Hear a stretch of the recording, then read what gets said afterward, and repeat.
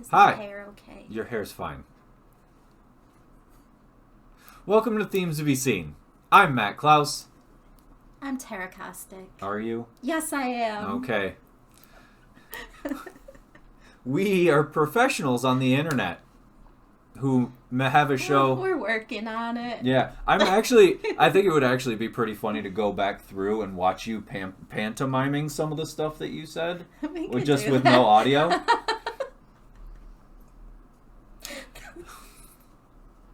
We have a show where we do deep dives and do analysis into films that we think are understood, underestimated, overlooked.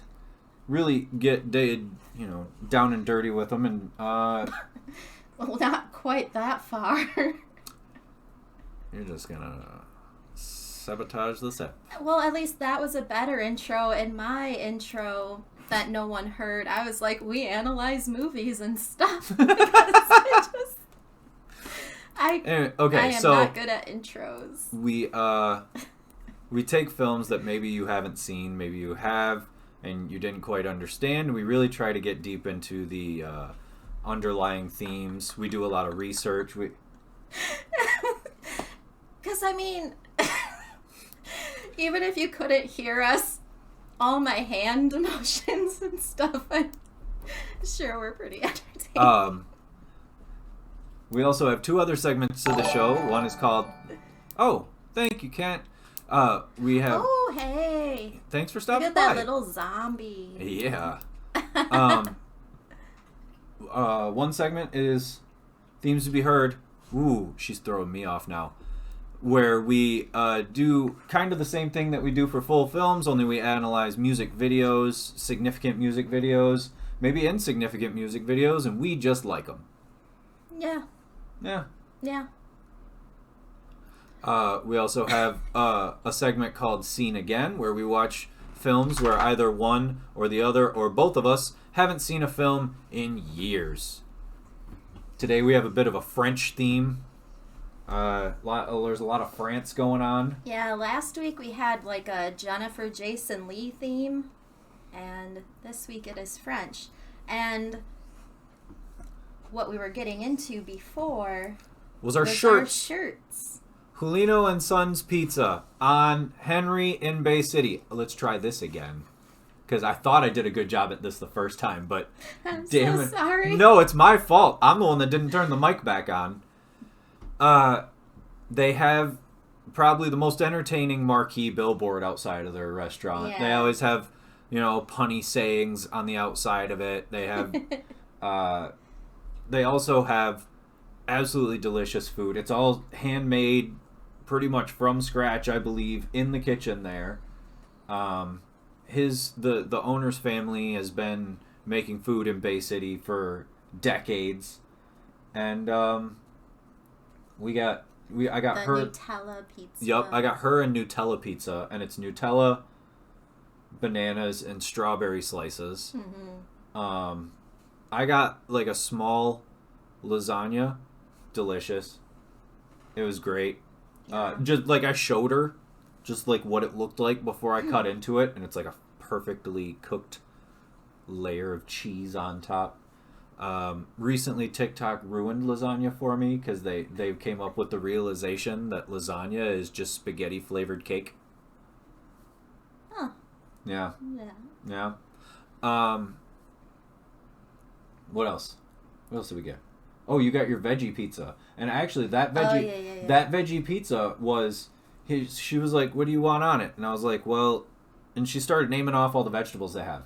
And I was like, "Okay, no onion, no pineapple, no spicy peppers." And she was like, "All right." And she just wrote down chef's choice. And that's what he came up with. How was it? It was good. Yeah. Mm-hmm. So I bought the shirts, and I told him that we'd wear the shirts on the show. Yeah. Julino and Sons Pizza. Yeah. Henry Street, Bay City. Yeah. Right near the railroad tracks. Yeah. Check it out. We also have another kind of big announcement. Yeah? Yeah, the Midnight Monster movies. Oh, we gotta pay for that? We still haven't paid for it. Then should we not talk about it? No, we should talk about it. I just probably should pay her this week. maybe you... Hey, staff at the Bay City Historic Masonic Theater, I'm gonna pay you for what we're about to say. Okay. This is a mess. Go ahead. No, let's wait then. This is a mess. No, I can pay him. Oh my god, Matt, stop saying that. Why? We are sponsoring a midnight monster movie at the Historic Masonic Theater in Bay City. Is it on Center? It's on Center, right? Yeah. Okay. We'll be hosting a showing of The Love Witch, which is an awesome movie. The first time I saw it was on Joe Bob, about a year ago now. Last Valentine's Day. Oh, it was last Valentine's Day. So we're right on the money with it. It's a beautiful film. It's pretty to look at movie. Yeah. So it's Saturday, February 19th. There's 2 showings. There's a 9 p.m. showing and a midnight showing, and the cost of admission is just $2. So come see us in person. Yay. And come see the beautiful film. Oh my god, this movie is so... Joe Bob described it as looking wet. He said it looks like wet paint, and it looks like... Yeah, it's like those pretty Technicolor kind of I like it palettes. A lot. If anybody has seen our studio in this direction, we actually have a really cool day glow Love Witch poster. Oh yeah. It glows under a black light. It's glowing right now. Yeah, kind of. All right, so first segment of the show. What is it? Themes to be heard. Okay. Let's get the images going. All right.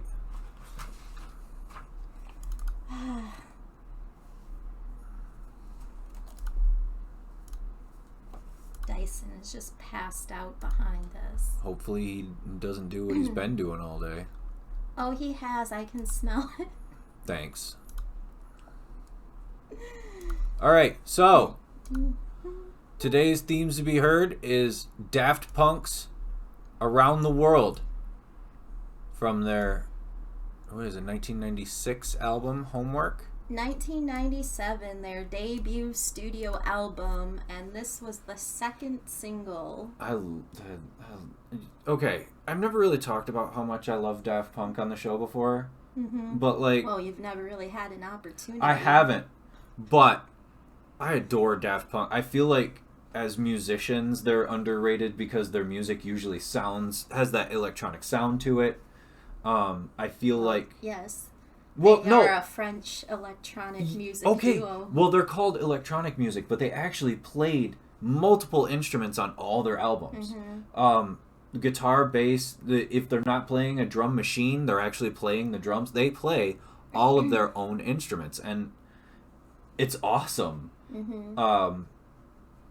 This song especially shows off how simple a song can be to be effective. And can I just tell you that the mastery of lyricism, just the most beautiful lyrics you'll have ever heard in this song. Yeah. I would like to talk about the mastery of the lyricism. Go right ahead. Just kidding. We've decided that we're going to take this segment and just make a 4-hour loop out of it and put it on YouTube. Yeah. Around the world. Around the world. Around the world. Around the world. The phrase itself on the studio version is said about 144 times. In the radio version? 88 It's times. only 88. Yeah. Or 80 to 88 times. But, Daft Punk, they were a French electronic music duo, and we do say were now because they split up a year ago, but they formed in 1993. One of my favorite things about Daft Punk was their look was inspired by Brian De Palma's Phantom of the Paradise film. Which can they see the Phantom behind me? I don't know if they can. Not with this light on. Oh, well, there's a drawing of the Phantom like right over my head somewhere, and I wish you guys could see it. Yeah. Anyway. But yeah, this song was actually recorded in a bedroom. I believe it. Yeah. Because they're notorious for recording songs in bedrooms and bathrooms and anywhere they could find. If the inspiration struck them, they were recording right there and then. I thought you had more. Were you still going? I thought you were going to keep going. Okay. This is just the tone of how my entire rest of the week is going to go, probably. Dope. I'm here for it. So this song is certified gold in the U.S. and in Italy. It was composed in the key of E minor and has a tempo of 121.3 BPM. The issue with 120, around 120, is that you can only put songs that are like that electronic style song as a DJ. You generally match your BPM by halves, right? So if you're going to play Around the World, the most likely next song would either be 120 again to match it, or 60, which is a slow song, right? It's difficult to find songs that are slightly under 120 that you can kind of match up. So, electronic music usually only can be played with electronic music that's like it. Let's get to this video. So... This music video was directed by legendary director of... Now he's expanded. He's done directing for advertising, music videos. He's now an Academy Award-winning screenwriter, mostly known for Eternal Sunshine of the Spotless Mind and countless White Stripes music videos. Michel Gondry. Michel Gondry is known for this, I forget what the French term for it is, but this distorted use of repetition, especially in videos. Like his most famous video is probably the Fell in Love with a Girl video. Yeah. Which also is this use of repetition to show a story even though it's the same thing over and over. What he likes to do is make like a visual representation of a song, like match the beats up with the images. So like I think another great use of that repetition is in the White Stripes. Why can't I think of the song title? The Hardest Button to Button. Yeah. And he also did a Kylie Minogue video where she's basically just walking outside in a circle and you continue to see her exiting out of this building, and there's this whole like story that's also unraveling in the repetition. But for the Around the World video, it's basically a visual representation of a record. Of a vinyl record. So you have these 5 different groups of characters, and each group represents the instrumentation on the song. So, like, we have the robots that represent the singing voice.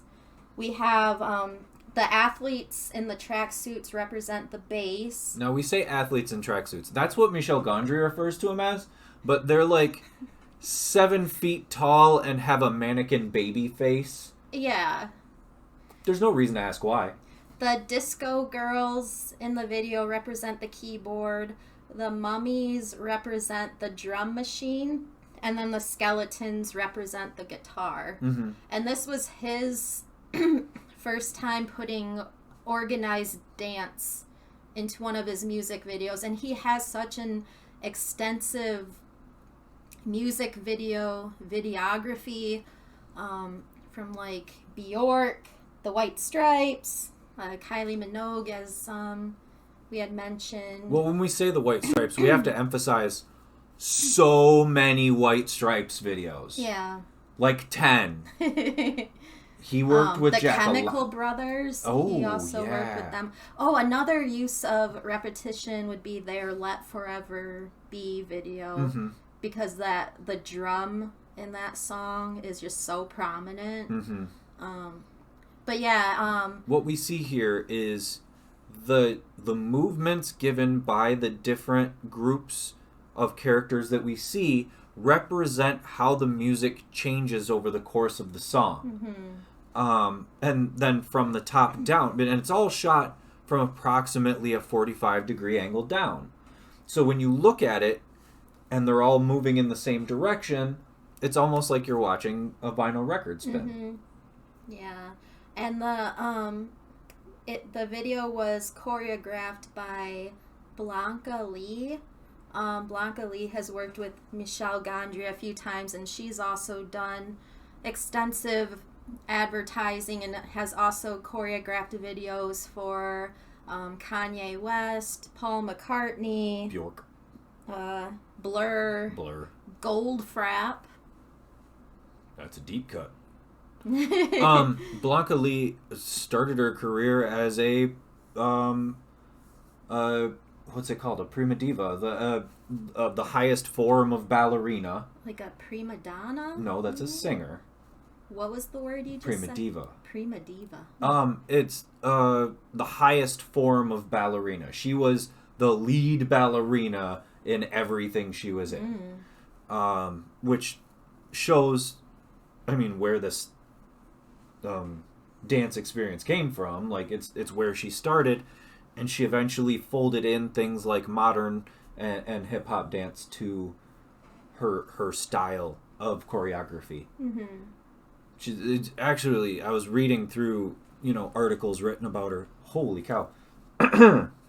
Jeepers. And it does feel kind of dry. It's a little dry. I'm noticing the more that I'm talking, the more scratchy my voice is kind of getting. The studio's not exactly what we would call insulated. There are floor-to-ceiling windows all the way around the room. So, but Blanca Lee is absolutely fascinating. It was just really interesting to see that at such a young age she became this really big deal ballerina, and then just didn't want to do that. She wanted more. And so we get the choreography in this, which seems simplistic in the beginning, but then once you get to the end of the video, you're wondering how, like, physically how dancers are kind of an amazing breed, because they can do these physical things in synchronization with large groups of people without being able to see or even have any idea that the person next to them is doing the same thing. It's pretty amazing, and especially in this video when you have like the skeletons way up front, they obviously can't see anything anybody else is doing, and they're probably the coolest one to watch there at the end of the video during this big climax at the end of the video. And it might seem like a really simple premise, but you have to imagine like the organization and like the storyboarding just to make everyone just be on cue at the same time and doing the same things the same way the entire time. Yep. It's almost like a Broadway stage production of the song. Yeah. And it's I think that it is what we should call a significant video in the history of music videos, because nobody else at the time was really making videos for the sake of objective art. And this is one that I really feel like if it's looked at in any way outside of entertainment, it should be looked at as something that could be in a museum, you know? And it was like a family affair for Michel Gondry making this video. He had like his own relatives working behind the scenes on this, so that's pretty cool to It think is pretty about. You'll probably all hear Michel Gondry's name again. There's a deep well to dig into there, so we're definitely gonna. He's probably gonna be a name that comes up in this segment multiple times. Mm-hmm. Daft Punk also. We may have to do another Daft Punk video because they had so many cool ones. Mm-hmm. But I wasn't as big on Homework as I was as Random Access Memory. That's probably like their piece de resistance to. Yeah, that was kind of like their swan song too, right? Wasn't that their last? No, because they had 2 albums they after that. worked with other artists. Like they worked on an album with The Weeknd. They've done a lot of work with The Weeknd. Yeah. Pharrell Williams. Yeah. Paul Williams. Yes. Yeah. Paul Williams worked with them on Random Access Memories. Because I remember when they won the Grammy, he was there with them. Mm-hmm. He also provided vocals on the song Touch. Which turn that circle around. Yes. Yes. So Paul Williams was the person who wrote all the music for Phantom of the Paradise, which influenced Daft Punk for their look and style. And he was Swan in I forgot about that. That's why I was like, no, was Random Access Memories their Swan song? No, it wasn't. It wasn't? I thought it was like their last album. No, there was 2 albums after that. There had to have been, because that was pretty early. That was pretty early in the 2000s. Well, I'm going to have to look this up now. Because I remember them collaborating with other people, but... They also have a really cool, like, musical connection to French legend Giorgio Moroder. Yeah. They've worked on his original Moroder board, which is where you get the sound. A lot of the sounds that we would know as disco all came from producer Giorgio Moroder. Mm-hmm. And they looked up to him. Like, he was the one that inspired them as young people to make the music that they did. It was their last album. It Was came it out in 2013. What am I thinking of then? I think they just started working with a few other artists before. Never mind. I'm thinking of the album Human After All. Anyway. And I totally forgot they did the Tron Legacy they did. soundtrack too. That movie just kind of came and went. Yeah. Oh, well, yeah.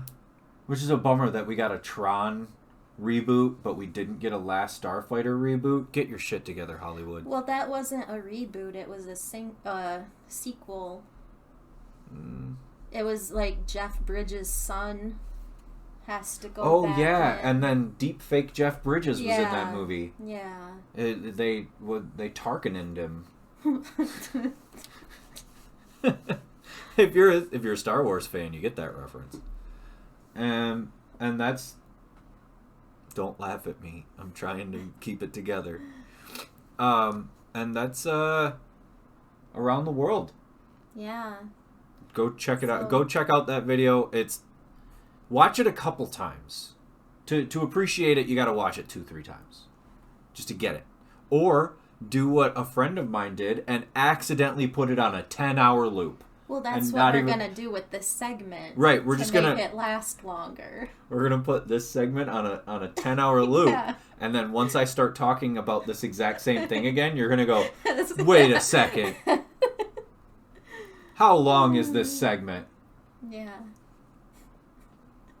And then we can take the footage of us with no audio at the beginning and just put it over.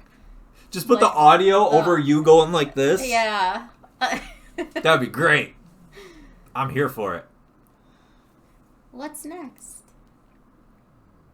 Next is our Scene Again segment, where we talk about a film that one of us either one of us hasn't seen or one of us hasn't seen in years and years. I had never seen this one. And we've referenced it on the show before. This week is... Hold on, let me do this. Fix the slideshow. Oh, yeah. Yeah. Yeah. Talking about French martial arts movies and having Daft Punk over the top of it. That don't work. Whoa. Whoa. Jet was hiding. Hey, make him cover my face the whole time. What if they just put that on my body? There. All right. When there we go. Photo comes back, will you just put it on my body? Where he looks confused. It's just his head. Anyway. Woo! 2001 film Kiss of the Dragon, starring Jet Li. The story was Jet Li's story as well. He came up with the original story concept. Yeah. Luc Besson wrote the script. Luc Besson is most famously known for films like The Fifth Element, La Femme Nikita, Lucy, lots of stuff. Lucy. Like, look, I was actually pretty cool with the movie Lucy up until, like, the last 10 minutes. I never saw where it went, like, needlessly off the rails. Like, there's no reason for a movie to jump the shark as hard as that movie did. Because, like, she's about to use 100% of her brain, right? Mm-hmm. She turns into an organic supercomputer. Why? I don't know. Because it was a problem for me. Oh. Anyway. Who else is in this movie? So we have Jet Li. Mm-hmm. We have Bridget Fonda. Fantastic Fonda performance. And Checky Cariel. Yes, who he was Bob in the original La Femme Nikita. Right. Vincent Wong. I forget the actor that played the uncle, but he was in all of the original, like, Pink Panther movies. His last name is Kwong. Oh, it's gonna bother me now. Yeah. Anyway, Rick Young, character actor Rick Young, who's been in a ton of stuff. Mm-hmm. Most people would know Rick Young as the young lady's dad, the bad guy from the first Transporter movie. But he's been in a ton of Scorsese movies. Scorsese uses him if he needs an Asian actor. Lots of like mob stuff. Mm-hmm. He's been around for a long time. We also have Victor Wong. You want to talk about a legendary career? Vincent Wong. I apologize. But Victor Wong was in John Carpenter movies. Yep. I knew where that was going. Vincent Wong has a 50-year career going back to, oh man, like, he did, like, Golden Harvest movies, but I don't think he was ever, like, a martial artist. I feel like he was more of an actor's actor, because there was two things at the time. There was the opera and there was Golden Harvest movies. You know what I mean? But he's been around forever, and he's actually still pretty good in this movie, even though he has a pretty small part. But yeah, this was directed by Chris Nahan. He's a French director. He also directed Blood, the Last Vampire. I just looked. I got texts from both of these guys on my phone that we had no audio. Oh, thanks, guys. I'm sorry. I appreciate your help. The soundtrack. It's a very, like, hip hop electronic kind of soundtrack. It's all the Neptunes. Yeah, the music was done by Craig Armstrong. I think he was most well known for doing music for Moulin Rouge, but Burt Kwok is the gentleman's name. Yes. This was a pretty successful movie when it came out. It had a budget of $25 million, and the total box office revenue was $64.4 million. It was banned in China, though, because of the violent content, so Jet Li did speak out against the censorship. But also, like, there are some themes in this movie that are almost meant to be fought against. You have these hyper misogynistic characters, racists, corrupt police officers. Like, there's all these things that make you point at characters in this movie and just be like, bastard, bad guy, hate him, he can die anytime soon. And, like, everybody gets their just comeuppance, and it's kind of what makes the movie work. Yeah, so Jet Li came up with the story. There's that picture. Ah, you missed it. And he really wanted the action in the movie to be as realistic as possible, because at the time that this movie came out, films like The Matrix and Charlie's Angels were really popular, so a lot of like wire work, CGI and wire work, and he did not want to do that. So there's only 2 scenes in this entire movie that had CGI enhancement, and just 1 scene that had wire work, because he was like really adamant about it being as realistic as possible. When you think about it, seeing some of the things physically that he did in this film, knowing that there's no wire work, it would be amazing to see the behind the scenes. Like, them, it would be cool to see them shooting the scene, because you'd be able to physically see him do some of these things. Yeah. And this film was one of Bridget Fonda's last on-screen performances. She was in one other movie and then had one TV role after, but she was in a pretty horrific car accident in 2003, and she retired from acting. She was actually about 36, 37 when she made this movie, and I was reading an interview at the time. She was actually dating Dwight Yoakam at the time, and she was excited for this role because she heard Luc Besson and Jet Li were attached, and Luc Besson was so secretive with the script, I guess because like in French, like the French media, he was so used to being hounded, and so he initially only sent her a few pages of the script, and he was like, but hey, we've got Jet Li that's doing this, so that's what piqued her interest. Which also makes me wonder if she'd ever met Luc Besson before, because she starred in Point of No Return, which was the remake of La Femme Nikita. I mean, maybe he might have been like a producer and on that. Like, Point of No Return is almost shot for shot the same movie as La Femme Nikita. Yeah. Not quite as slick, not quite as stylish, but in a general sense, yeah.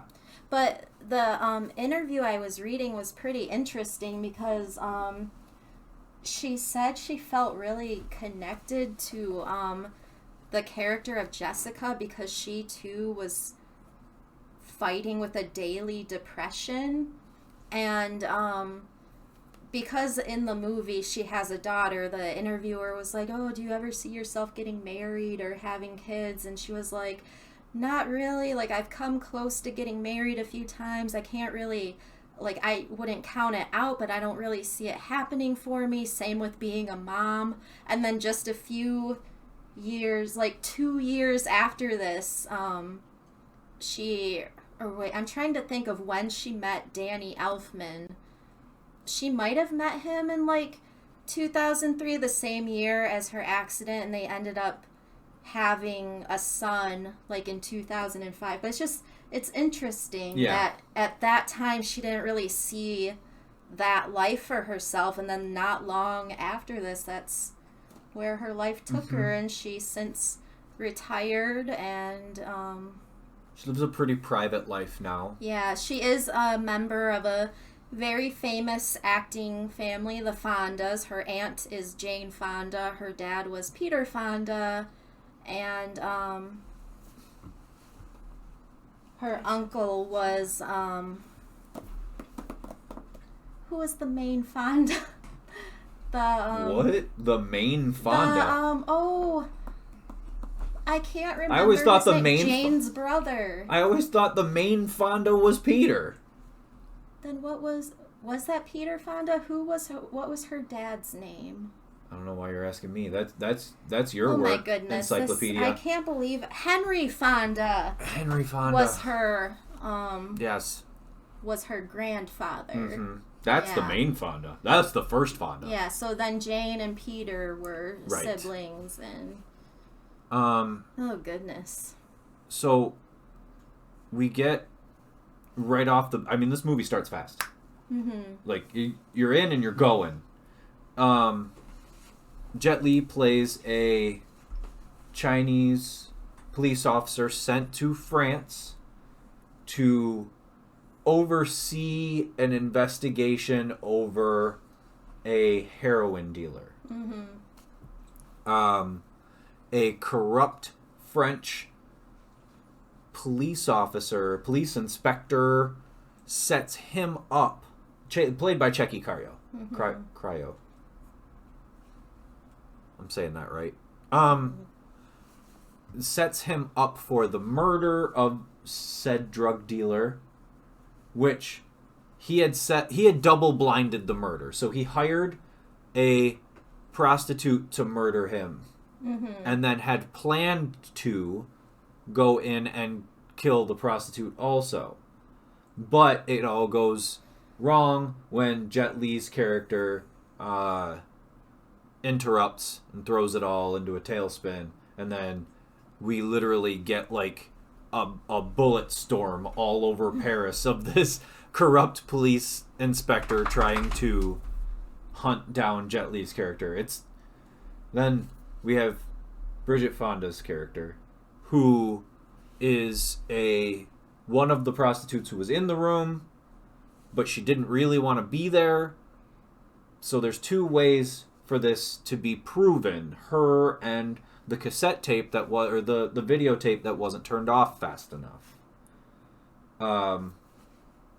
It goes off the rails. And Bridget Fonda's character, Jessica, talk about a character that's just been completely kicked down because, like, the whole time she doesn't look like glamorous or anything. Her makeup is a mess, her hair is a mess, it often looks like wet or greasy, her outfit is a mess, but she's a survivor. And to me, I know this is an action movie, but the scenes between her and Jet Li, I think, are what really make the film, because there are some very heartwarming scenes that I was like, oh, I'm getting close to shedding a tear, like that kind of thing. That is what really worked for me in this movie. I thought they had really good chemistry, and there were some parts that I laughed out loud because, like, their comedic timing was pretty on point too. This movie really shows off Jet Li's comedic timing. Mm-hmm. He can be a funny actor. Mm-hmm. And he gets a couple opportunities to do it in this movie, and I didn't remember those until watching them here, like, for the show, and I was pleasantly surprised. And I will say, like, the last 20 minutes, half hour of this movie are definitely the best. There are some action scenes, especially toward the end, that are pretty gruesome. Are you talking about the one with the twins? Yeah. Ooh. And that's what I told her. That's one of the reasons I brought this movie back up and even bought it. Bought it at 1UP Games. Check your local 1UP game. Go to your local 1UP Games and check out their used DVD Blu-ray collection. There's a scene between him and these two French twins. One is like French and the other is Russian. In real life, one is French and one is Russian, but they're made to look they actually look exactly the same somehow. Yeah. One is a Taekwondo black belt in real life. The other one is a master of the French art savate, which is a kicking art made for fighting on boats. That's a real thing. If you watch savate tournaments, they have the most hilarious uniforms that they wear. They've got, like, white shoes and stirrups. He had to ask me what... I forgot what those were called when your pants went around your foot like that. Yeah, so I had to remind him what that word was. Yeah, so, I'm proud of you for remembering. Thank you. I appreciate that. So we get this fight scene between him and these two real-life martial artists. And I told her, look, a lot of the stuff in this movie, one of the reasons I respect the martial arts in this movie is it looks like everything has impact, like they're landing. you watch a film made by, like, the new martial arts masters on film are somebody like Scott Adkins. I respect Scott Adkins' talent. I've watched almost all of his movies. Some of them are not so great. Some of them are amazing. Mm-hmm. But there's not very often where you watch a Scott Adkins movie and go, ooh, ow, that looked like it really hurt. Like, you appreciate the beauty of what he's doing, but you don't really get those, ow, when you're watching it, you go like this. Which I definitely had that in this movie. Well, he's fighting these two twins, and I told her there's a part where one tries to land this particular thing, and Jet Li does a thing, and you're not going to like it. And she was like, okay. And then it got to the end of he takes them out in brutal fashion. Mm-hmm. It's kind of gross. Well, his character, what's interesting, too, is the whole acupuncture He wears a aspect. Yeah, and he actually... Is he wearing that the whole time, or does he steal it from that... I think he's wearing it the whole time. Okay, so he's wearing acupuncture needles around his and a bracelet around his wrist, and the whole movie he's using them very strategically in situations, and it gives a different twist, a different feeling as a martial arts film where there's this thing that he can use that he knows how to do that nobody else probably would understand. Because the way the main villain is taken out, it doesn't seem... It's like, oh, okay, like that's pretty... It seems simple.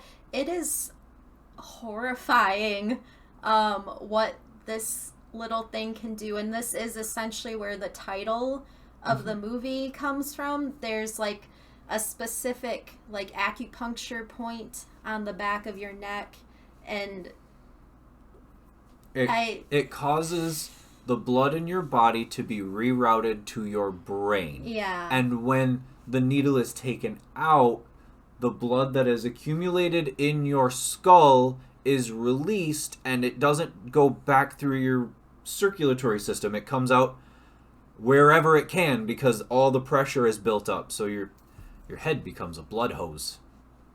And that's what happens. The movie shows it. Yep. It's like, a long sequence. If this movie had like come out in the 80s on VHS, I can imagine like that scene in RoboCop when the main villain gets splattered. Like you hear kids that are like, yeah, I used to rewind that over and over. Like I could see like people rewinding this over and over. It's really graphic. Another cool thing that I wanted to point out about this movie that I don't feel like a lot of people would grasp unless they were as into the history of martial arts films as me is that it references multiple Bruce Lee movies. We get shots, fight scenes that reference The Big Boss, or Fist of Fury. We get scenes that reference Game of Death. We get he actually verbally does a couple of things that you go, that kind of sounded like Bruce. And then the idea that he is from China, goes to France, and his base is a restaurant it's kind of an obvious nod to Return of the Dragon, or Way of the Dragon for some people. There's two names for the film, and neither of them's right, but neither of them's wrong either. Hey, Nick, you still have my Bruce Lee collection? Oh, yeah, that's you right. should watch those. What else? Were you thinking anything else about the film? Not really, because I didn't want to get... I feel like we did give a lot away, but I still, like, in retrospect, because this season we also talked about the Replacement Killers, I think I still would consider the Replacement Killers the superior movie, but there are things about this movie that work really well, too, and I think maybe they could be a fun double feature. Oh, I feel like it would be a perfect double feature. Yeah. The Replacement Killers is definitely the better movie. Yeah. You should probably check those out. And then I'll bring this over and you can go, oh yeah. Because, like, I mean, they're both, like, stylish in ways. This movie, there wasn't really anything, like, groundbreaking about it. What really surprised me was just the brutality, especially with it like, I haven't seen all of Jet Li's movies, but I'm used to seeing him in movies like Hero and we have actually a majority of Jet Li's movies here. She just hasn't watched them. Yeah. There's Fist of Legend. I know Heroes down there. I know we have the one somewhere. Because we bought a whole Jet Li collection, I believe. Like, I'm trying to remember Romeo Must Die. I don't remember if that was really, like, as brutal as this one. No, because that's one of the MTV opera things. It was an MTV production, so I doubt that it would be as... I don't remember it being as violent. I remember it being more about the style of the film. Yeah. And that, so Romeo, Uncaged, definitely violent. Uncaged is... Which one is That's the one with him and Bob Hoskins. Is that the one where he was kept kind of like a dog? And he's got the collar. I've never seen that. Oh my god, we gotta find... And it's actually one of the hardest ones to find. Yeah. It is one of the hardest ones to find. It was one of those ones that played consistently on, like, late night television. Yeah. But, on, like, physical media, it's really hard to find, and if we find it, I'm buying it immediately. So if you know somewhere to get a copy of Uncaged, starring Jet Li and Bob Hoskins, send it right over to... That's actually a really good, like, bad guy performance. You hate Bob Hoskins in that movie. Oh, I recently watched... Speaking of Bob Hoskins... Mona Lisa. Oh my god. I have never seen him in such a, like, sensitive role before. He was a fantastic actor in anything he did, Yeah. But that was also made by Neil Jordan, who made The Crying Game and Interview with the Vampire. Oh, yeah. But that was an excellent movie. I believe that was probably the best Bob Hoskins performance that I've ever seen, but I haven't seen Uncaged, so... I don't know if I'd because his range in this movie, because he's, like, a tough guy, but then he does have very emotional scenes, and I had never seen... Like, I'm used to, like Mermaids. That was the... Mermaids or, Who Framed Roger Rabbit. Yes. But that was more, like... Those were more, like, comedic, where he was, like, the lovable guy, or, like, Super Mario Brothers, but... Which... A lot of people say Unleashed, not Uncaged. Unleashed. I kept saying Uncaged. I meant Unleashed. It's just I got into the saying Uncaged for some reason. But yeah, Unleashed. Both words. Thank you. Unleashed, not Uncaged. The story of Nicolas Cage. Nicolas Cage came out as a goth the other day. Oh, he came out as a goth, yeah, huh? He like a Visigoth. He owns castles. He has a he has like a raven or something that he says mocks him. Yes. Yeah. Yeah, he does. He has a raven named Poe. Anyway, Jesus. How did we get here? I don't know. Regardless, I am not ashamed to say that I admired Nicolas Cage. We do have to find a copy of Unleashed. Thanks. Because think of Checky Cario's character in this, and now have Bob Hoskins doing it. Yeah. It's almost the same character, only it's Bob Hoskins. Yeah. Just giving it.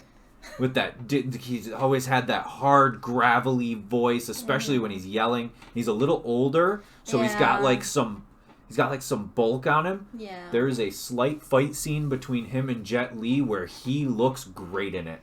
Oh wow. Yeah. But that's for another day because I haven't seen that movie in a long time, and that would be a good stay scene tuned again. Ooh, stay tuned for scene again on that. I also have another idea for a good scene again movie. So I Married an Axe Murderer. I think that would be funny. I don't know where you can find it. Whoa, man. Anyway. You can get Unleashed on Amazon for $8. We don't do... No. Okay, so yeah. Like the DVD or to rent it. Right. See, That's probably... I would want to find it at that's one I want to find organically at like a resale store. I feel like would be able to. You know, it's one of those ones. Remember when we went...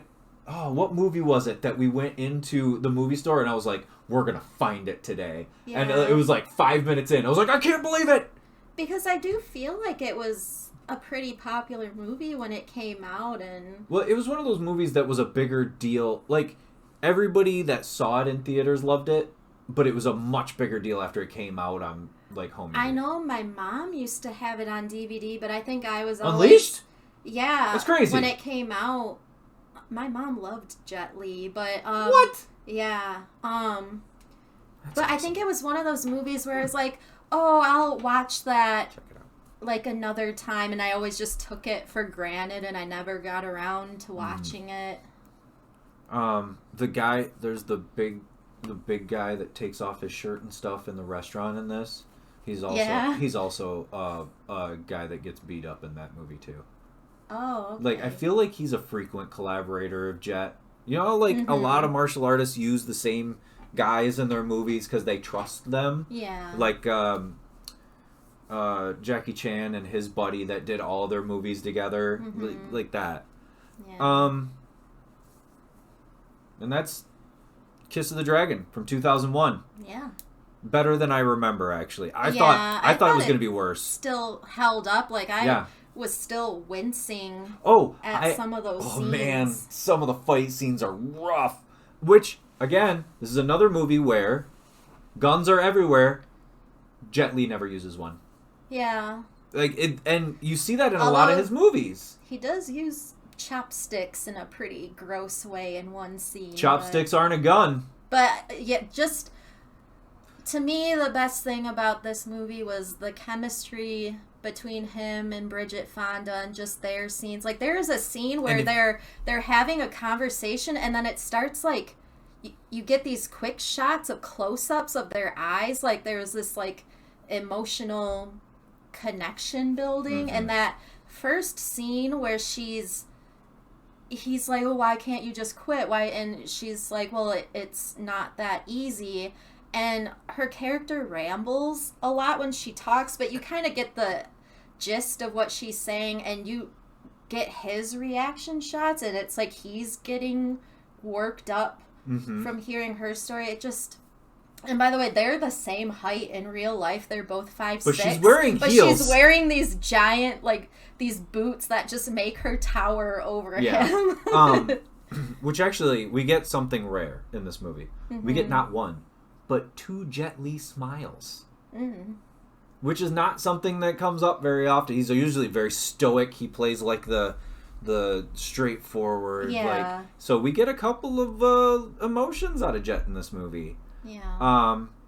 The scenes that make the movie for me, like, what you need in a martial arts movie like this is a great villain, a bad guy. Yeah. And the scenes between Jessica and the Inspector Richard, where he is just the biggest bastard. He's the worst, and you hate him. The movie makes you hate him for good reason. So when it comes around to what has to happen, like in a lot of martial arts action movies, the bad guy at the end just gets shot. Like, he gets shot, and it's over, right? Or you get, like, the annoying scenes where the villain goes into, like, a monologue and explains their whole intentions. And this movie, it's just, like, Jet Li's like, I'm going to take you out really quickly, and he pretty much does. And he's, like, there's actually a couple points where he is purposefully not saying his intention, and that's what furthers the plot. Like, Officer Richard lying is what lets you know what's actually going on. So it's the opposite of the bad guy monologue. It is Kiss of the Dragon. Yeah, you're catching us right at the end of us talking about Kiss of the Dragon. If you want to catch up with this segment, just watch this week when it gets dropped as its own segment on YouTube. So we're gonna have this segment, and then we're gonna have our 4-hour loop of our Daft Punk Around the World segment. Before you got here, we did Daft Punk's Around the World in our Themes to Be Heard segment, and we're gonna put a 4-hour loop of just that. So dumb. What an evening this has been. Oh, man. You missed earlier when Tara was practicing her mime skills because we had no audio. We had no audio, and we had no idea. Well, first of all, we started like 12 minutes late because Matt did a special episode last Monday, and he made a separate Twitch screen for his Zoom call for this special episode, and he hid the camera hid the camera and the microphone. Yeah, on our main live scene screen, and we couldn't figure out. Nobody could see us. Nobody could hear us. It was all my fault. We figured out the webcam, and so we got going, and then we found out we had, like, 10 minutes later, we had no audio. Right. All right. So, the meat and potatoes. The main show. Themes. Just the potatoes for me. To be seen. The Beyond Meat and Potatoes. The potatoes. I said Beyond Meat. Well, just potatoes for me. Okay. Southpaw. This is our 4th segment. We probably have 3 more to go. I think we can... Yeah, there's like 45 minutes left. But here's the we need to insert Paul Rubens' death scene in Buffy the Vampire Slayer at this part. Heart, stomach. Heart, stomach. This is what we do. We're supposed to do this. Yes. Like the Benny Hill thing. Oh man. My hair's not working right. Nothing's going right. We're doing the best that we can. This is what happens when you do it live. Ooh. What? You just made me think of Firehouse. Will you please do that? Will you talk about Peacemaker for a second? So because, we just started Peacemaker this week. Written and directed by James Gunn and starring John Cena, of course, his character from the last Suicide Squad movie. But this movie is like bringing back the resurgence of heavy metal. Not heavy metal, hair metal. It's like not a movie, it's a series. The series, yes. But yeah, so in each episode, like, he plays like hair metal, like a hair metal record. Yep. Like, he has Cinderella, he has there's a whole episode based around Hanoi Rocks. Yes.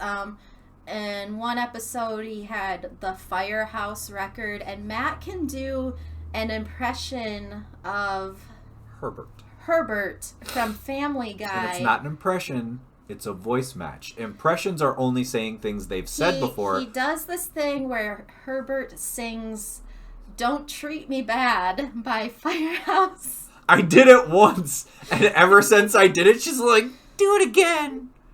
It's the funniest thing ever. And now you gotta do it. No, I don't. Yes. I feel no pressure to do that. Please. I feel like if I did that, you would completely clip that out of context and put it on TikTok. And you're laughing because it's exactly what you were going to do.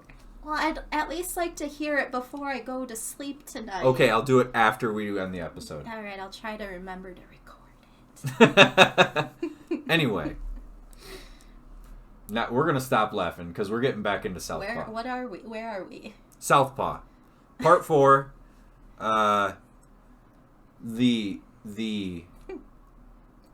This episode would probably be the realization of Billy Hope. Billy Hope starting to get it. You got nothing? I was just thinking of the South Park theme, but replacing Southpaw. Why? I don't know, it just came to my mind. One of us has adult ADHD, and it's me, so I don't know what you're doing. Okay. See, now I'm hungry for Firehouse subs. I don't even... Do we have one of those around It's here? in Saginaw. Oh. What? This show has completely lost continuity. I love it. Jeez. What are you doing? Oh, the images, yes. Did we never put the one on my head. But oh well. I put the Bridget. Trying to put a Jet Li picture in place of my head on the stream. I put the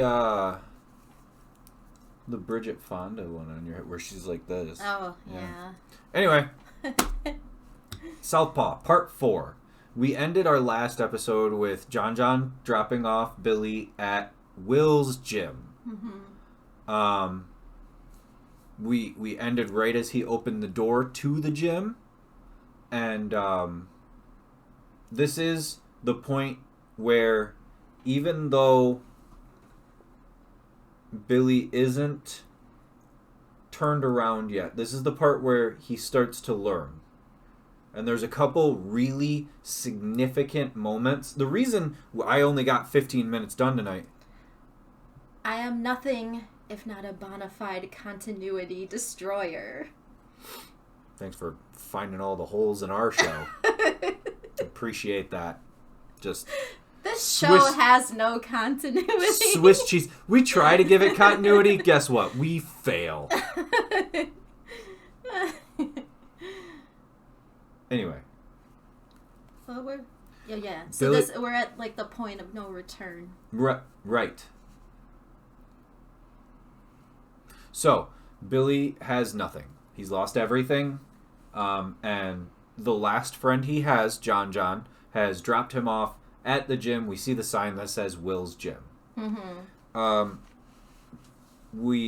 He walks into the gym, and I gotta let you know, the first time I saw this scene of him walking into the gym and the camera panning, showing the whole gym, I can smell that shot. What does it smell like? It smells like old, weathered leather and sweat. And I've smelled that smell a million times, and it actually is like a very comforting smell for me. Is there like ever a smell of coffee by any chance? Like, do they make coffee in the gym? No. Why would they? Coffee sounds so good right now. Why would they make coffee in a boxing gym? I don't know. I don't know how these things work. That's why you're here to enlighten us. Perhaps someone would, have this question, and I'm here to ask these questions. Well, in all seriousness, coffee is a diuretic. Mm-hmm. So if you were to drink coffee and then get punched in the body, you would shit yourself. See, this is something that I never would have thought of. Well, but now we know. The more you know. Anyway, I did want to point out that this scene, this shot, the way the camera pans across this, and you see these kids, and everybody's doing something different. There's kids jump ropes. He's actually... okay, so Forrest Whitaker's character here, his name is Tick Wills. That's a very trainer name. For some reason, trainers all have Customado, Teddy Atlas. They all have these very... these are real trainers' names. I don't know where they made this name up. It sounds like a real trainer. We see him holding pads for a young man in the ring. The song playing here, Notorious Thugs by Bone Thugs and Harmony and Notorious B.I.G. One of the greatest songs of all time. And I don't think anybody would argue me on that, because it's one of the songs that he recorded before he passed away, and then it came out posthumously. Oh. As soon as Billy walks in, he gets a lot of attention. There's a lot of, hey, that's Billy Hope going on. He kind of just sits in the corner. He's watching what's going on, and we meet the character Hoppy, which Wills says to Hoppy, all right, go do ropes again. And Hoppy goes, man, I already did that shit. And with the trainerest face ever, he goes, what'd you just say to me? And it's a very, it's a very like, I'm sorry, what? And so he instead of raising his voice, and this is where parts of this movie, because even in the Rocky movies, you see his trainer in the Rocky movies, he gets all excited and he starts yelling and scream. Real trainers? I mean, that's over the top. That's theatrical. It's a movie. Mm-hmm. Real trainers, if you like, no, I'm not gonna. What are you talking? No, I already did that. Okay, give me 50. No, now it's 100, and you just get this very calm but intense, because they don't have time. They don't have the time for that. Especially head trainers, especially if his name is on the wall of the gym, he doesn't have time to argue with you. Mm-hmm. But also, we have to remember that he's working with young kids. And in working with, especially teaching a martial art like traditional boxing, Queensberry rules, it instills this understanding of who you are as a person and how to carry yourself. Mm-hmm. So if somebody like your trainer thinks, okay, what you need to work on right now is ropes, and you disagree with them, but they know better, you have to understand, in a month, if he'd have just gone and done it in a month, that kid would have gone, oh man, he was right, I needed to do ropes a lot more. It's kind of the point of a head trainer, you know? There's this like passion under Forrest Whitaker's voice that's like perfect. Mm-hmm. One of the assistant trainers comes in and he points out that Billy's there, and instead of like walking by and saying, here, come into my office or anything, he just walks past Billy and sits down in his office. And Billy's like, am I supposed to come in? He never actually goes into the office. He stands in the doorway for the entire conversation. Billy asks Tick for a place to train. Well, first Tick is like, what is Billy Hope doing in my gym? Right. And he kind of says it condescendingly. What is the great Billy Hope doing in my gym? Mm-hmm. Knowing full well he knows. Like, yeah, he has the newspaper right on his desk, yep. So he already knows. He needs a place to train and a trainer. And he needs a job. Which Tick says he doesn't train pros anymore, and there's a couple laughs here. There's a couple laughs in this conversation, but also this entire conversation is a microcosm of the rest of the film from here on out. He says that he needs training, a place to train, and a trainer, and he says he needs a job. He says, Tick responds that he doesn't train pros anymore, and one of the laughs is Billy saying, I don't know if you knew, but I'm not exactly a pro anymore. And that's when we see Tick hold the newspaper up. Not yet. Oh, not yet? It's after he cusses a few times. Oh, that's right. And then Tick is like, are you on drugs? We find out that the reason Billy went to this gym in particular is because Tick used to train a fighter they keep calling Night Train. Mm-hmm. Now, we never learn anything about this fighter, but the reason he goes there is because he believes that Night Train is the only fighter to ever have really beat him. Mm-hmm. That Billy feels he lost to. Now, Tick says, if I remember correctly, you got that decision. Very nonchalantly, Billy goes, Jordan Maines may have paid off those judges. Mm-hmm.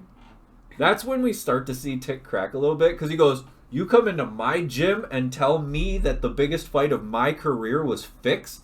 What is wrong with you? Why didn't you just not say that? It was such an impulsive thing to say, and it's almost insulting, because my fighter who was better than you lost, and you know that your manager paid off the judges? Mm-hmm. It's kind of a slap in the face to do.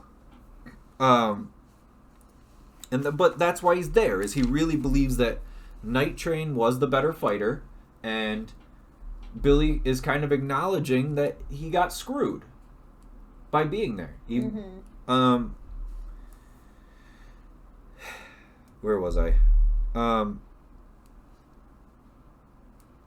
on. Sorry. He's still standing in the door, and then the rules. Yeah. He says, I don't think you'd make it here because we have rules, and you have to follow rules, and you have to stay to this structure. I have them here. Where are the rules? No swearing, no drugs, no alcohol, and you have to perform a form of self-control. He says it as, there's no playing around or none of that. And, he says he's not allowed to throw a punch in or out of the ring, which means he's not allowed to do...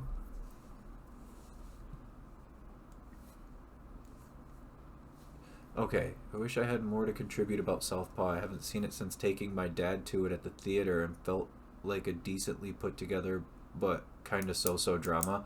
Oh no. See, now what you gotta do is you gotta go back and watch all of our segments, the last 3 segments we've done, because this is one of my favorite films of all time, and this is one of the reasons we do this show, is because I feel like this is one of the most underrated movies ever.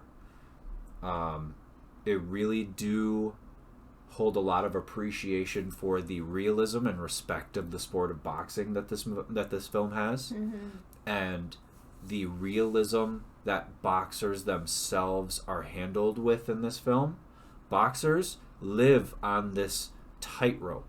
Real life boxers, professional fighters, mixed martial artists live on this tightrope where the last time you see them on television might be the next time you see them at the grocery store. There really is this invisibly thin line between the champion that you watch on a pay-per-view for $60 and the guy you hand $20 to at a gas station. It's almost you almost will never know that line is there. And this movie handles that as correctly as any other film has. The Rocky movies don't really handle it right, because even after Rocky isn't a boxer anymore, somehow they have this nice house and he still keeps his things, and he just opens his own gym. That's not how it works. That's not it. This film handles the pieces as realistically as any other film ever has, and it handles because at that height, everything, once you get to the point that Billy Hope in this film is at, becomes so heightened. Everything becomes so life or death, and it really does feel that way. There's nothing that you do or don't do that doesn't feel like you could lose everything. And like, from the people you keep around you, to how you handle yourself in public, to how you fight your next fight. There are fighters who have the greatest records ever.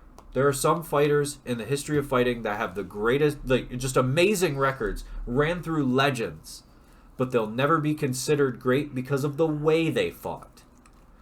And even I'm guilty of that. There's a fighter that for years didn't lose, beat legends, destroyed people, kinda. And his name was John Fitch. But the problem is, once John Fitch started fighting, you knew he was going to win, but you knew you didn't want to watch it because it was boring. So John Fitch, at a certain point, even though he was one of the most respected fighters by fighters, even those fighters didn't watch him because you knew what he was going to do and you knew how he was going to do it. This film handles that so correctly. When we get to the training element of the boxing, probably in our next segment, I am going to go very deep into what each one means and how it works, because no other film has used them the way this one has. Anyway, sorry about my little tangent. I really feel like you should go back, watch our segments so far, and then watch this one again, and give the film a rewatch. You should probably give it a second chance. I really do believe that. So he's still... Oh, he gives him the rules. He says he doesn't think that he can follow the rules. No drinking, no drugs, no swearing, and he says no playing around. He's not allowed to throw a punch in or out of the ring without permission, and I actually wanted to talk about that, because that's a big deal in real life. It's called learning to walk. One of the things you'll see from fighters going from one gym to another gym is they're actually not allowed to train boxing, quote unquote, until the trainer has had the ability to work with them into the way that trainer makes a fighter, or what that trainer believes they should be as a fighter. Now, when you go from one to another one, he's going to see something in you that the other one may not have seen. So he's going to tell you you're not allowed to punch, you're not allowed to box until I have a vision for you as a fighter. And as we know, Ellie, the trainer at the beginning of this film, really had no vision. We saw it in the corner of the first fight that we watch. All he's saying is, why are you playing around? Go out there and end it. You're better than him. He's not really giving him any cornerly advice, really. Like on how to do it, right, like the actual way to go about winning. Like some kind of technique. Something. Something that they worked on together. And you can tell that Ellie was kind of just there for the money, because Jordan was there. Because it was just platitudes. There was no game plan. Let Billy be Billy is not what a trainer does. And a trainer like Tick, who is a good trainer, is going to say, look, you're not allowed to box until I know how to go about making you the type of boxer I believe you can be.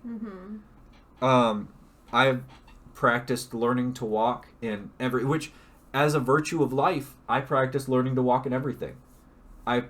One tiny piece at a time. And once you get the little pieces, you can put them together and they make bigger pieces. And that's how I've looked at everything, and I believe that's something I myself have learned from the martial arts.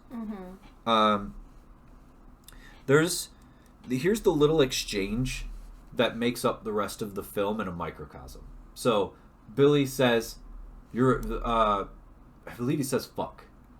And and Tick goes, didn't I tell you not to swear? And he's like, shit, yeah. You said, not shit. I mean, not shit. And so Billy swears, Tick corrects him. Billy apologizes, but the look on his face says, I knew what I was doing was wrong. Sorry, I didn't mean to do that. I just don't know how to do it any differently. And instead of getting angry or just blowing him off like everybody else in the film has, Tick shows him a way to not do that again. And it's all in these like 4 or 5 sentences, but it is how the rest of the film plays out. Billy screws up, Tick shows him that he screwed up, Billy sees what he did, and then Tick helps him correct it. And that's what needs to happen for the rest of the movie. Yeah, because also in this exchange, Billy says that he needs a job, and so when Tick tells him what the job would be, because his previous Nightman at the gym had a stroke, and Billy still has this ego, and he's like, you mean you want me to clean your toilets? I'm supposed to clean up after these kids, all these other kids in here. Is that what I look like to you? Yeah. And the thing is, yeah. Yeah. That's when he holds up the paper. You came to me and told me that you need a job. Which is funny because it's about the same part where Tick goes, are you on something right now? Oh, yeah, that's right. Whoa. I can absolutely see digging Southpaw and seeing all that you did in it. I did enjoy it more than Creed 2. which passed up on the opportunity to really delve into the story of Drago's son. Yup. Yeah. And playing the story up, but being the son, instead of having Apollo's son just do essentially. Yes. There is a theatrical way that all the Rocky movies work, and they usually work the same way. Because Creed 2, I felt like with that one, people were probably more excited to see Drago come back, and then the very quick Brigitte Nielsen cameo. I was more excited to see more about Drago's son also. Yeah, but I feel like that the fanfare probably did end up like. The first Creed was awesome. The first Creed. I remember the first one more. We saw it in theaters. Second one. Yeah. We saw both of them. I don't remember anything about the second one. I got to be honest. Yeah. Tessa Thompson gets thrown away in the second one. They have a daughter. Yes. In the second one, who also has a loss of hearing. Yes. She's hard of hearing. Yeah, hard of hearing. Yeah, I honestly, I mostly remember seeing. That's a good cut. That's a good comparison, though. That's exactly what it is. Yeah. The second one was not as good. The first one was cool because we had a cool fighter, like that he was fighting against that we kind of hadn't seen in a Rocky movie before. He was that guy, just like a lot like Billy Hope, in the sense that we knew that the fighter that he was fighting in the first movie was already going to jail. Yeah. He had nothing to lose. Yeah. And it's also where the first time I heard UK drill music, and I've been like listening to it ever since. Mm-hmm. So I heard Crept and Conan, and ever since then I've been listening to drill music, and I love it. At this point is when Tick looks at him and he goes, "Are you on something right now? Are you intoxicated right now?" And it's a laugh, but it's not a laugh because like Billy goes, "No, I'm not. Nope. Why would you even say that?" And like, this is where he holds up the paper, and it says "The Great White Dope." Yeah. So and the first time we did a segment on Southpaw, I explained the whole name, The Great White Hope. So if you missed that, go back because we're running on time here. We really quick. He refuses the Nightman position, and he actually is really shitty about it. Mm-hmm. He's like, "Fuck you! I don't even know why I asked. Like, I'm gonna clean your toilets." And then he slams the door on the way out and leaves. We cut to John again, still driving him around, drops him off at the orphanage, and this is kind of where we learn that Layla is in the same building that they grew up in, because John says, "I never thought I'd have to come here again." He gets his entrance interview by his case manager Angela, who actually becomes a super cool character eventually. Played by Naomi Harris, who was originally supposed to be played by Lupita Nyong'o. Really? Oh, that's awesome. Yeah. Different movie. Naomi Harris, she was in 28 Days Later, Moonlight. Most recently, I think she's most well known for the latest James Bond movie. She's Moneypenny. She is. Yeah. There's a whole thing about her character shooting James at one point. I think that was in Skyfall. So he meets his case manager Angela, and she now also fills Billy in on a list of rules. So I don't know if you're following the theme here, but Billy is learning that there are rules, things that he hasn't had to adhere to since he left the orphanage the first time. He has to be drug free. He needs a place to live. He needs to retain employment to have access to his daughter. So there are these sets of rules popping up in parallel that are almost the same thing in order for him to move forward to where he needs to be. Now, even in this entrance interview, we see him resist these rules also. Are you on drugs right now? I took some Advil. And then she just takes a note. And he goes, oh, so now I can't see my daughter because I took some Advil? What did you write down? He took some Advil. He can't see her. Mm-hmm. Like, he is pushing back against these rules because they're really... everybody around him has kind of let him do whatever he wanted because they were getting what they want. It was never about Billy's welfare. Mm-hmm. If somebody would have at some point said no to him or shown him why something wasn't a good idea, maybe things wouldn't have played out this way. Yeah, because now he is finally hearing no. He's not only hearing it from Angela, but we'll soon start to see he's hearing no from his own daughter. Like, mm-hmm. She's not really ready to see him at this point. Well, also, he is still intoxicated. Like, mm-hmm. And one of the cool things about this movie is it doesn't explicitly... Amy did kind of reply to us about being more theatrical. The Rocky series has been more about the world and the characters than gritty realism in terms of boxing and deeper psychological implications. Exactly. Yeah. That's exactly. Mm-hmm. So we do see that he is kind of still intoxicated here. When he sits down in this meeting with Layla, he's very pushy. He's very forward. He's begging her for love. Mm-hmm. Did somebody hurt you? Did anybody lay a hand on you? I love you so much. And he's like right in her face, and she wants no part of it. Mm-hmm. She gets up immediately and asks Angela if she can go play. The little girl she has to go play with her is actually Antoine Fuqua's daughter in real life. It's a pretty cool little cameo. Yeah. And then, her friend is like, is that your dad? And Layla's like, I don't even know anymore. I don't even know anymore. So the man in front of her does not resemble the man she knows as her father. Because Billy,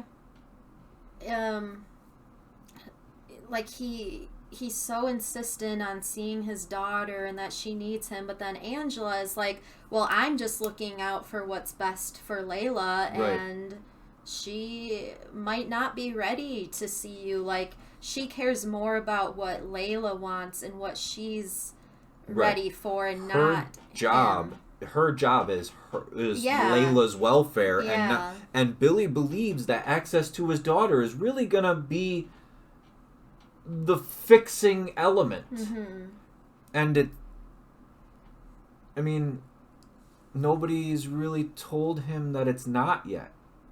Nobody's really told him that he needs to work on himself first. He's got to learn how to take care of himself first. Because how is he supposed to take care of her? Yeah. And it's really evident, and it's not none of this is explicitly said, and that's why we're talking about it. If you've never seen the film, that's why we do these, is because none of this is explicitly said. Mm-hmm. So if you watched the movie the first time and went, man, everybody's just kind of shitting on this guy, and then you hear us talking about it, this is why. Mm-hmm.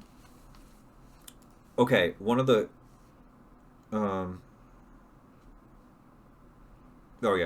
So she walks away from him. Sorry, I was just trying to find... He goes back to Will and takes the nightman job, which he does it almost hat in hand. Because he's initially lying to Angela. He's telling her he already has the job lined up, and Angela's like, okay, what's your boss's name? How much are you getting paid? And he's like, oh, we haven't really talked about that yet. And she's like, oh, so you haven't started yet? And he's like, well, you asked me if I've secured a job, but he's trying to cut corners in this interview instead of doing the work. Yeah.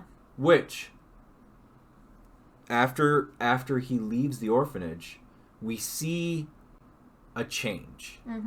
Because we see a change particularly in the small thing, and this is one of the reasons I love this movie so much, is, yes, he goes back and asks for the job kind of hat in hand, right? Yeah. But what do we see before that?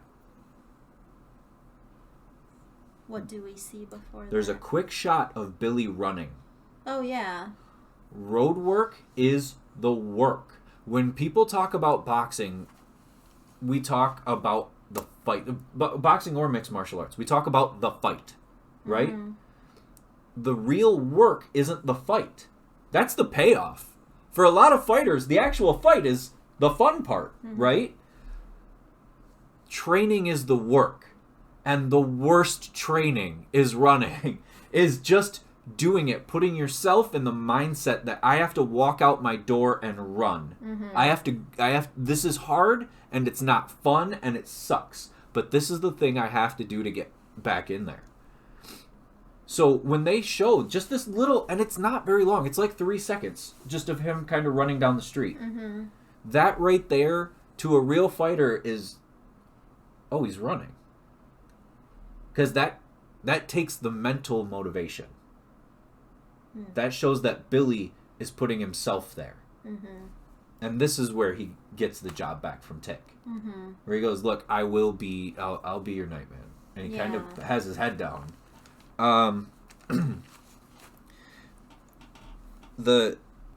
In the scene where we see him start to clean the gym, we see him organizing ropes and moving chairs around, and kind of the score here is heartbreaking. Like we said, this was James Horner's last score, and it really affects me, especially in scenes like this, because in order to do this, he has turned the ego off. Mm-hmm. He's cleaning this gym just like he would have back when he talks about being a 10-year-old getting his first gloves. Okay,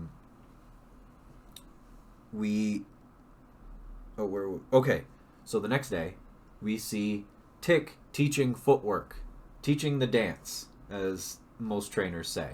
So he's got everybody standing and learning how to walk. Now, I talked about learning how to walk a minute ago. These kids are literally learning how to walk, because walking in a ring is much different than walking. You don't see people walking. It's not the same thing. Your back foot is always pushing you forward, and your front foot is always pushing you backward.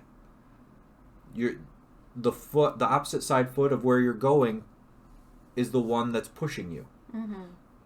It's not how walking works in everyday life. And we literally see him working with these kids in the same way as we would see him working with Billy at this point. That's where he is. Hoppy helps Billy put a pair of gloves on, and there's like a really cool moment between them, and I appreciate it. Maybe, you can go and get into this. Oh shit, we're not supposed to say shit. And it's like a nice moment between the two of them. Like, you can tell Hoppy not only looks up to him because he was a champ, he kind of just looks up to him as like a cool dude. Like, I like you as a cool dude, like kind of a mentor kind of person. And I believe that's something that that needed to be in this movie, because if Billy didn't have somebody at this point just believing in him, just looking up to him a little bit, that he needed that for himself. And if that wasn't there, it would be a much different movie.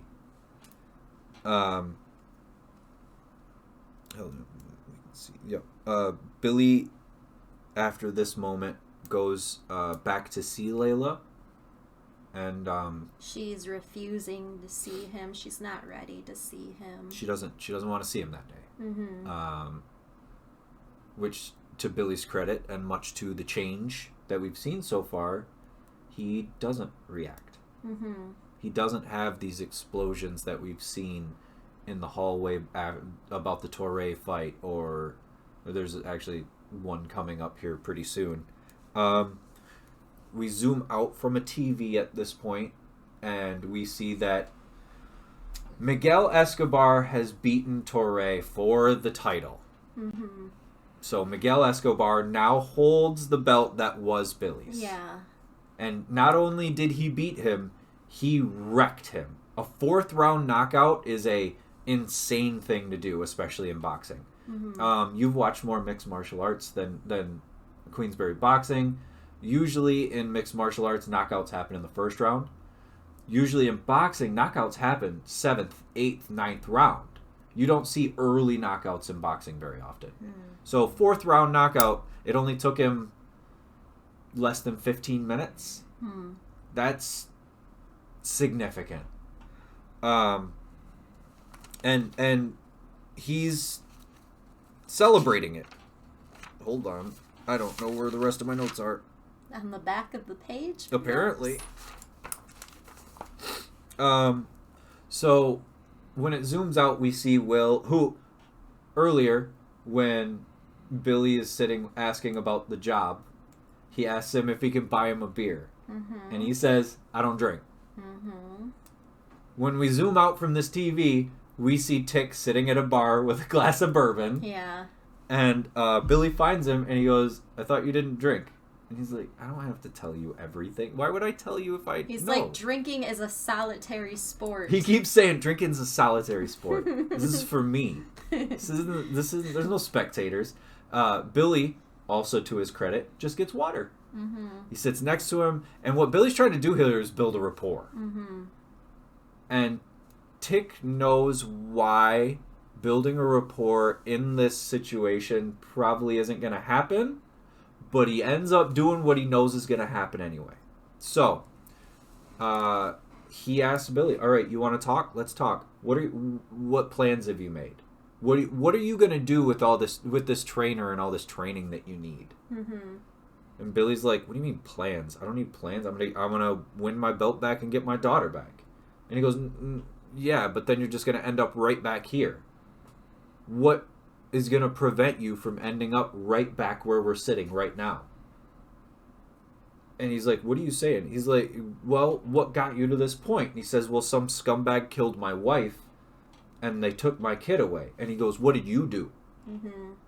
And Billy's like, what did I do? What do you mean? And he's avoiding the reality of the questions that Tick is asking. Yeah. What role did you play that led you to this moment right now?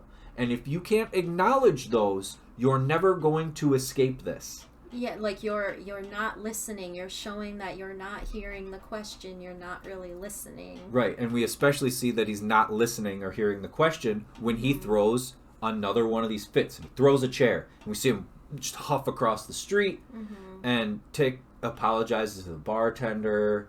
You know, he kind of minds his own business, but Billy walks right back in. And like we've seen on every other time he's blown up, he instantly apologizes because he knows it's not right. Yeah, and he immediately takes money to the bartenders, and they're like, we don't want your money. Right. It's not about money. Yeah. And even Tick says, nobody wants your money. That's not... Stop that. And it is him... It's not so much about him saying you can't get out of it with the money. It's that you can't make these people forget what they just saw with this money you're trying to throw at them. Yeah. And he picks the stool back up and everything, and then he sits back down. He sits down, and this is where he tells the truth. He doesn't believe in himself because he feels like his daughter doesn't want to see him anymore because he knows he broke her heart. And Tick, in a very trainerly fashion, explains, look, you got to do what you got to do and let her do what she has to do. And eventually those two things are going to come together, but you can't make it happen. Yeah, he's basically like, well, if she hates you right now, you have to let her hate you right now. You have to work on yourself, and maybe that'll change that later. But you can't make her not feel that way.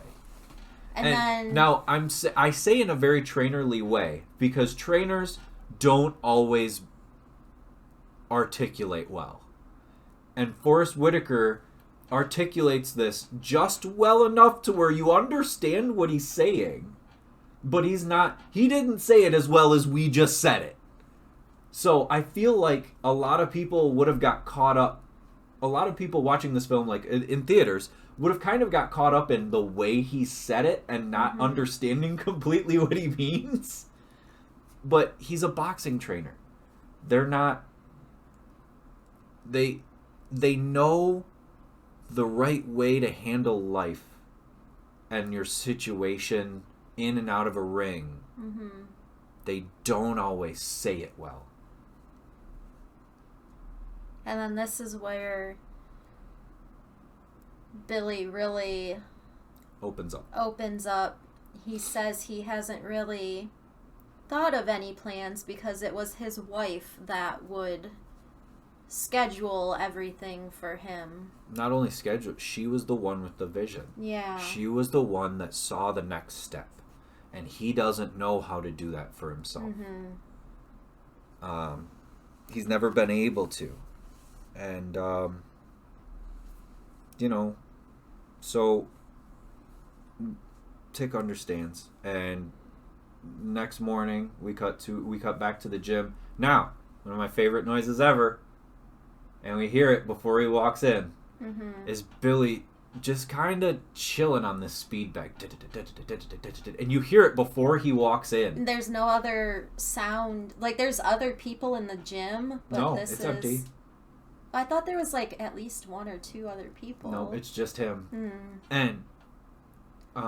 because we see when Tick is coming in, we see it kind of focuses on the hours of the gym. Opens 7 a.m., closes 8 p.m. So we're looking at about 6:45 in the morning. Yeah. The very next morning. Yeah. And all you can hear is this speed bag, which is Billy doing the work. Speed bag is not fun. It's actually really difficult, and for most people just beginning, it's frustrating. Because you think when you hear the name speed bag, you think it involves how fast your hands can go, but it's not your hands, it's your eyes. When you see like the greatest things you'll ever see, just go on YouTube and look up old guy doing speed bag. You see these 90-year-old guys just going insane on speed bags, and it's not about how fast your hands can move. It's about how fast you recognize where the bag is moving. So you can do it by moving very slowly. You just have to understand how the bag's moving. And when you open... Sorry, don't laugh at me, damn it. I'm not laughing, I'm smiling. Because I don't know what to do. when he opens the door, we see that the entire gym is spotless. It's immaculate. Everything is organized. Everything is where it goes. The ropes on the ring look whiter. It's not what it looked like before. And one of the most important things that we see is when the camera turns around and we see Tick walking through the door, all the hand wraps and the water bottles are very in order and organized and lined up. And you had mentioned something with the wraps. You notice like the more... Not only wraps. Tighter the wraps are, represents like the more together Billy is. Anytime you see things organized like that for the rest of anytime for the rest of the movie you see something organized, or you see him moving something where it should be, or it really is a scene that shows Billy putting himself in the right position, or being in the right spot, or doing the right thing. Like anytime you see him organizing or see something organized just in the background, it is a symbol of him making that progress. So from this point on, from the time you see all the hand wraps and all the water bottles lined up correctly, anytime you see that, it is a symbol of him in that scene making the right move and being in the right mindset. And that's where we're gonna leave off until next week. Ooh, we're still under 2 hours. Oh yeah, because we didn't technically start until like 15 after. minutes early. Yeah. Oops. Yeah. Oh well. I figured it out. And actually, there's probably about 8 minutes of the show that can just get thrown right away. Exactly. All right, to summarize, Julino's Pizza. Yes. Try the Nutella dessert pizza. Try the cauliflower mac and cheese. I've yet to try that, and I would really like to try it soon. Yeah, we should get that this week. Yeah. What did their sign say this week? Do you remember? I forgot. Actually, I was so busy like running around because I had to fix our toilet, and I had a bunch of stuff to do Friday night. So I don't even think I stopped and looked at it, which is a bummer. I think the last time I noticed the sign, it said something like, just start your diet tomorrow or something. They have great signs. It makes me wonder who does the sign. Yeah, I know. I don't know.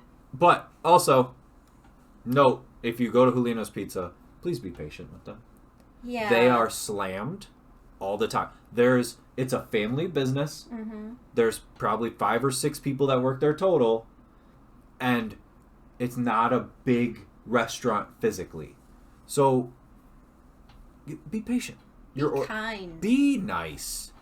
Your order will get in, and I promise it'll be delicious. Just give them a minute. Like, they make everything from scratch. You'll enjoy it. I promise. Just give it a minute.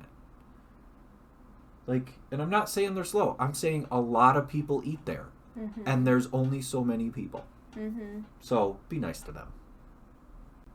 Friends of the show. Yeah. Anything else you want to address? Have we watched anything? Have you seen anything worthwhile? So we've been watching Peacemaker. We started getting into Ozark. Oh yeah, that's addictive. I've watched the Janet Jackson documentary the past 2 nights. Other than that, Shudder has this newest, like, giallo kind of movie called The Last Matinee. I feel like Nick said he watched that. It was okay. It wasn't, like, as entertaining as I thought it would be, but I appreciated, like, the nods. It was like honoring classic giallo and slasher movies, and it all took place in this theater, so it kind of had that demons element. But I've been working on. I haven't been able to watch anything independently, like. Yeah. So everything that I've watched is something we've watched together, and I haven't even been able to watch all that. Like, you've seen most of what we know of Ozark. Yeah. I think the only thing I've gotten to watch that I like picked out and went, "Hey, I want to watch this," is the 5 seasons of Peacemaker that are out. Oh yeah, so or that 5 comes episodes. out. That comes out on Thursdays, I guess. So there will be a new one on the one. Did we see last week's or did we not? Okay. Yeah. So new episode of Peacemaker out on Thursday. I wonder what band they're gonna pull out of nowhere. I don't know. We've had Choir Boys, Poison, Hanoi Rocks, Cinderella, Firehouse. I feel he like references Whitesnake. There's like Swedish. The band that does the theme song. Yeah. Do you want to taste it? It's such a funny. Okay, this is the only show that I will every time watch the intro to the show. Yeah. Because it's this hilarious, like, choreographed dance that not a whole lot of it. It's not like a big dance number. It's almost like meant to be funny. Mm-hmm. And it's to a Swedish hair metal song called Do You Want to Taste It? But it's just... This band, they were, like, dropped from their label, I think, just a few days before this premiered. And now it's just blown up, and they've got, like, a new manager now, and they have, like, all these new, like, opportunities. So that's pretty cool. All because James Gunn listens to they're everything. like, if we ever meet James Gunn, we're just gonna bow down to him. John Cena is... I mean, he surprised me in Suicide Squad, and he's actually surprised me multiple times in this, because he has gone far above and beyond what I ever thought he would do. Because after watching the Suicide Squad, I remember when we first started watching it, and I was like, okay, after events that took place in the movie, why are we supposed to care about this guy? Why are we supposed to like him? But they've done a good job at, like, what is the word that humanizing? Oh, that's not quite the word. I mean, yeah, it could be said that way, but kind of like what they've done to Negan on The Walking Dead. I have no idea what you're talking about. Everyone, like, absolutely hated him at one point, but now everybody, like, loves him. Oh, yeah?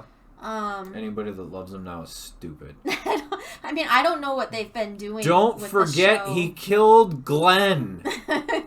Like, he murdered Glenn. Like, anybody now who's like, oh, I like Negan. Yeah, but he murdered Glenn. I mean, we technically could be saying the same thing about Peacemaker, too, if you think about it. But they've kind of... Redemption. Like, they've given him that... Okay.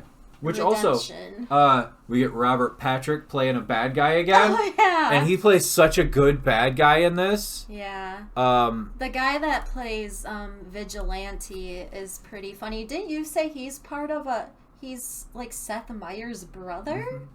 Is that true? I feel like it is. Hold on, I'm going to have to Google this. That may have been misinformation I saw on TikTok, but whatever. Let's see. We will find the answer and give it on this episode if my phone would load. Oh, why? Oh, Google doesn't have it cast? Like, Google doesn't have the cast list? Just... His last name is Stroma. Oh, okay. Where did you hear that someone said he was related to Seth on Meyers? TikTok. Oh, they were wrong.